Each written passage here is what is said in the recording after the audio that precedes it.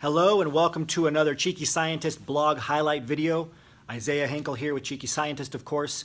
And today's blog is focused on 5 statistics that PhDs must know when they start their job search. Okay? There's a lot of data out there, but for some reason as PhDs we love data when it comes to our academic field, but we don't really like to look at the data when it comes to getting a job. Certainly we don't like to look at the data when it comes to how many PhDs will be unemployed or never get a job in academia. But here we're focusing on 5 job search related statistics. The first is 80% of job postings are never posted online. 80% of open jobs are never listed. This is why you hear people talk about the phrase the hidden job market, because these jobs aren't openly available. And most of the jobs that aren't posted come from small to medium-sized companies. Now, a small company in industry is any company with 100 to 1,000 employees. So actually a very big company. A mid-sized company, medium company can be anything from 1,000 to several thousand employees. These companies are on the steepest part of their growth curve. What that means is that they're growing so fast that they're just hiring through word of mouth.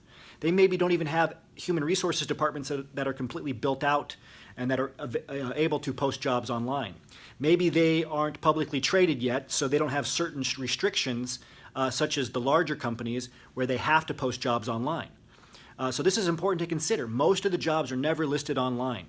A recent Mass Bio report showed that employment for PhDs is skyrocketing, but the actual listings of PhD level jobs, or jobs in general, are going down a little bit. How is that possible? Because fewer and fewer companies are listing jobs online. Instead, most of these jobs are filled through word of mouth, through referrals. Very, very important to understand, so you definitely want to check out this article and look at the first point. Second, it takes over 50 days to fill a job in industry. Over 50 days. Now that can seem like a long time, but maybe you don't know how long the job has been available for. What it will help you do is kind of plan when you're going through the job search process. So if you get a phone screen, you can know, okay, it could take several weeks to get to that next part of the interview, right? If you have a strong referral, of course, it can shorten that timeline. We see a lot of PhDs get a strong referral and get hired within a couple of weeks. But it's important to note that it can take 50 days, a little bit more than 50 days on average. Also, more than 50% of job candidates will get rejected right away for a job search. Why this is good news is because if you get a phone screen and they're still in touch with you, that means right away you're ahead of half of the people searching for that job. And it can take you it can take the company up to 2 weeks to get back to you after an interview or after a phone screen. All of this data is very, very important. One final statistic the blog talks about is negotiation and how important it is. If you don't negotiate your job, certainly as a PhD, if you're not negotiating your salary contracts and just accepting your job offers as they come, you're going to miss out on about $500,000 by the time you're 60.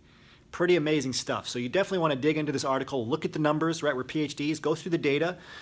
This will help you gain some clarity over your job search, and it will help you know what's going to happen. It'll give you kind of a blueprint to follow, and it'll make sure that you're not feeling frustrated and that you know what's going to come next and you know what to expect. So hopefully you enjoy this article. If you do, please comment on the article at the bottom of the article. If you're seeing this video on Facebook, please leave me a comment on a post here, and I will get back to you. And if you're seeing me on YouTube, leave a comment there. I'll get back to you as well. Until next week, remember your value as a PhD and start thinking and acting like a successful industry professional.